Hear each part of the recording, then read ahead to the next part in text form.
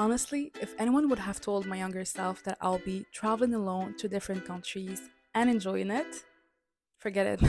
I would have never believed them. But somehow it did become a reality. And now I'm kind of slowly addicted to it. So you probably guessed it. In this video, I want to share what solo travel has taught me and why I think everyone should at least experience it once in their lifetime. I promise you, you won't regret it. So if you're new here, hi, my name is Shaima. On this channel, I talk about books, travel, and career since I work in corporate. To be honest, I feel like this will be my favorite videos to make. I know I only started my channel, I only have 2 videos so far, so bear with me.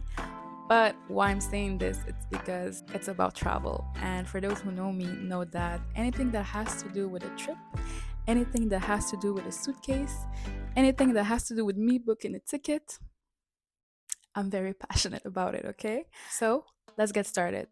The first thing that solo traveling has taught me is to trust myself and realize that I am capable of doing anything, and I mean anything, if I put my mind into it. So, like I said before, I really thought that solo traveling was something that I will never do because I could never do it. And so, I remember for my first solo trip, so it was in Portugal in 2023, and that was like my first solo trip from start to finish. It was my second time in Europe, and I was like, okay, you know what? I want to go to Portugal. I want to go to the south of Portugal. I want to see some beach. I just want to relax. I really needed it during that time. And I remember how scared I felt during the planning of the trip, but also just before taking that plane.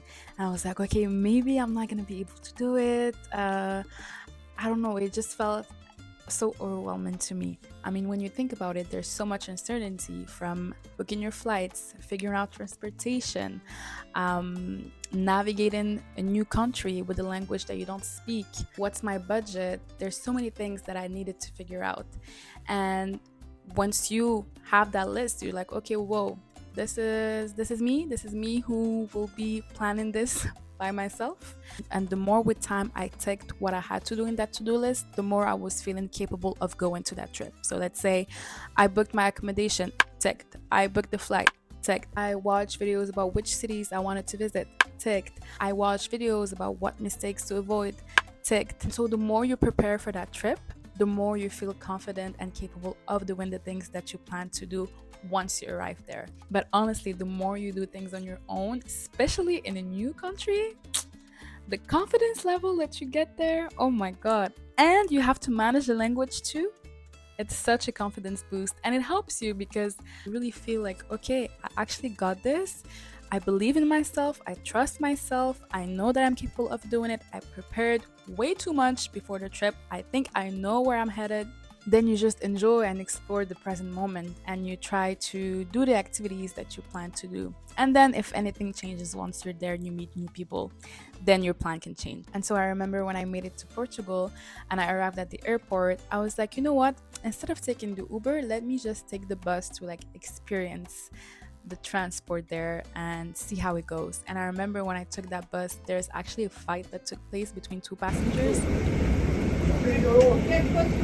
I was like, oh no, what did I get myself into? Like, this is my first solo trip, guys. Please, I just started. I just want to enjoy. But it was still a good experience. Once I took that bus and then arrived to my destination, I was like, okay, you actually did it. You actually figured it out, even though you didn't speak the language. You just arrived, like you didn't even have time to adjust to the new environment, but you can do it. So the more you take those steps, the more you trust yourself navigating the city. So before I move on to the second point, I do want to add something because I did mention confidence there, and what I wanted to share and what I noticed from my memories between my first solo trip versus my memories from my recent trips is that with time I became more confident into starting new conversations with strangers, with people that I didn't know that later became friends. And so when I look back at my first solo trip, most of my time I spent it alone. I was reading books, going to coffee shops, spending time at the beach. Obviously, that was a different type of trip. It was more to relax and reflect and so on.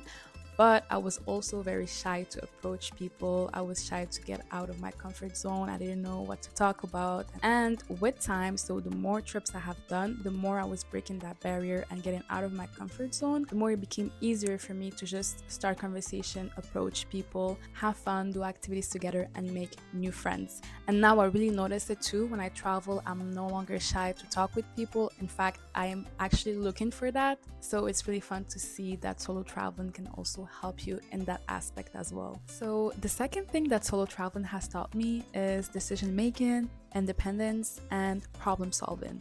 So, obviously, when you travel with friends or family, you share the decisions, right? So, let's say if a family member wants to go somewhere, you might tend to go with them. But when you travel alone, everything is on you. And so, because of that, you learn to listen to yourself. So, you decide where to go, where to eat, what activities to do, how much money you want to spend, whether you want to socialize or you prefer to rest. So, those kind of decisions, because you're alone, well, you have no choice but to make them, which pushes you to trust yourself more and trust your own decisions even better. So, solo traveling has also taught me problem solving, and it can be like solving the tiniest of problems. Let's say, for example, when I was in Portugal, I wanted to take pictures, and there was no one in the streets, like the streets were empty. And so, when you're in that situation, you have no choice but to look at your surroundings. What's next to you that you can use to take, let's say, that picture? So, let's say in my case, I promise you guys, I placed my phone on the most random places ever. I remember I placed my phone inside of a plant to take a video. I placed my phone inside of a tree. I placed my phone on top of a car that was there. I was just like, okay, I'm gonna place it there. Probably I can take a picture or video and then screenshot the picture from that video. That was my strategy. There was also one time I remember I went to visit, I think it was a castle. And so I went there and I wanted to take a picture. And again, there was like a metal window. And I remember I placed my phone right in the corner of that metal and it could have fell and broke down. But I was like, hey, let me take that risk. Obviously, that's just a small example, and there are other problems that can happen that can be bigger than that. We don't want that though, because when you're traveling, you want to relax and not have any problems. But it's just to say that when you're alone, you have no choice but to rely on yourself, think of what you can do, what are the other possibilities you have, and just make it happen. All right, so this might sound contradictory to the previous point I made. Yes, solo traveling does make you more independent, but it also teaches you how to rely on others. And trust me, it can be a very humbling experience. So, obviously, when you are in a new country and you don't know the language, you have no choice but to ask people for help. You might not know where the bus stop is, which train to take, how to order something, and many other examples. I remember when I was in Italy, I was in Cinque Terre, well, close to Cinque Terre because I wasn't able to find any Airbnb there. Everything was booked, and I was very last minute when I booked that trip. So I took an Airbnb, which was like 30 minutes far away from Cinque Terre. It was in Sarzana. And I remember I was so stubborn because I really wanted to do a sunset boat tour in Cinque Terre. Okay. Like it was one of the activities that I wanted to do. I wanted to be in the boat, see the five villages from there, and just, embrace the beautiful view. So when I made it to the Airbnb, I was getting ready, getting dressed up to go to the sunset boat tour. Then I received a message from the captain of the boat. He's like, Shaima, I'm so sorry, but we won't be able to make it because the boat has an issue. So it's dangerous. It just canceled.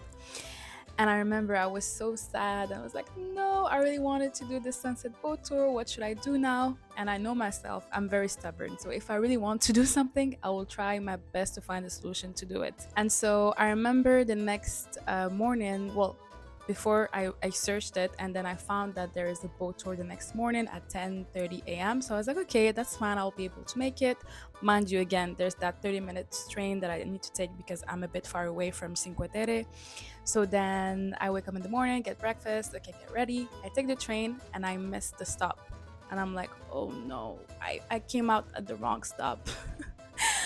So then I had to call the organizer of the boat tour and I said, I'm so sorry, I'm gonna be very late. Is there a way for you to wait on me? He's like, yeah, sure, we can wait for you for 20 minutes. You have 20 minutes and then otherwise we'll have to start. So I was like, okay, I'll try my best to make it happen. So I was like, okay, maybe I can wait for the next train. But the next train was taking longer. So then one of the ladies in the train station, she told me, you know what, you can maybe take a bus. You just have to walk a few minutes from here, take a bus, and the bus will drop you closer. So from there, you can take a train to drop you to one of the Cinque Terre villages. So I was like, okay, perfect, I'll do that. I go walk to try to find that bus stop. There was two bus stops, so I didn't know which bus to take. So again, I was like, oh no, I can't afford to be wrong again. I see a man on the other side of the street, so I go up to him and I'm like, I don't speak Italian, so I was just like, buongiorno. And I tried to explain to him whatever I could. Couldn't understand each other, but he was super kind. He was like, you know what?